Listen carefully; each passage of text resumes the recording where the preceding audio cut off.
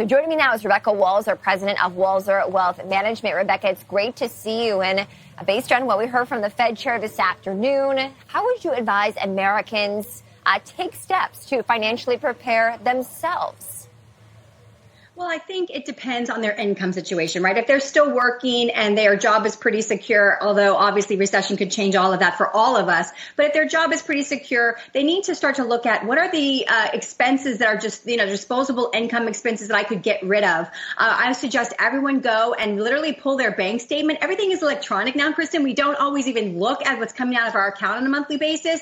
What I do myself that I find is I sign up for subscription-based services I completely forget all about, and all of a sudden I'm like, oh, $20 here, $50 there, $19.99 here, $9.99 there. How many streaming services do you actually use that are actually coming out of your bank account on a monthly basis? So let's start to look at everything you're spending, and things that are just not necessary, that you're not getting any utility out of, definitely cancel those right away. Look at your cash balance and say, hey, would this get me through 3 months, 6 months if we have some kind of income interruption? And if you don't have a good 3 to 6 month buffer in a situation like we're going through in 2023, you definitely need to get on top of that as your highest priority and give yourself an economic buffer, financial buffer, to get through potentially a downturn in the economy.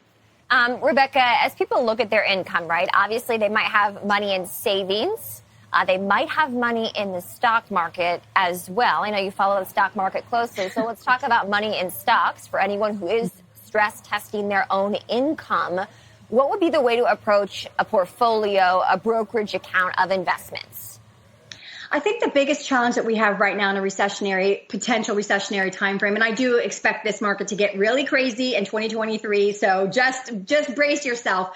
A lot of people turn to dividend-paying stocks. They look for, okay, I'm not looking necessarily for growth appreciation, but I'm going to go value and look for dividends. And I would just say, let's look at Adidas as the perfect example. A long-paying dividend stock that obviously got cut because their financial projections changed greatly with the, disintegration of the relationship with Kanye West. So you have to look at your dividend-paying stocks. AT&T cut their dividend, in the last 2 years. You have to look at long-term dividend payments and saying, I'm not sure, am I relying too much on this dividend continuing? If you are, then you might need to look at selling out of dividend paying that isn't necessarily, you just don't want to rely completely on dividend paying stocks. There's this misconception that they will always pay their dividends, and those are not required. They're not guaranteed. They're not bonds. So that's one thing to definitely look at.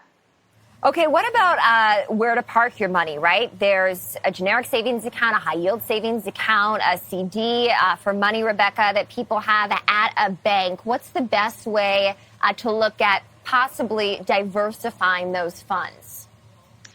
I would say, I'm a really big credit union fan right now because of all of these shenanigans with the regional banks. Yellen didn't do us any favors last week when she was testifying before Congress and basically kind of bifurcated how they're looking at, systemically important banks versus banks that aren't necessarily declared as such by the FDIC and Congress and Yellen and the president. So I like credit unions. There's not a really big history of losses with credit unions. And so I think credit unions are a really great place to look right now. I know there are a lot of people are pulling back from regional banks and going to bigger banks. I think that's actually a mistake because if you think about it, let's just even take the top, 6 global banks that are based in the United States. Kristen, you can't have, 25, 30 million people at one bank and then there's some kind of problem and you're trying to deal with customer service along with another 30 million Americans. So I personally am not a huge big bank fan at this point. I know that's what kind of everyone's trending towards that.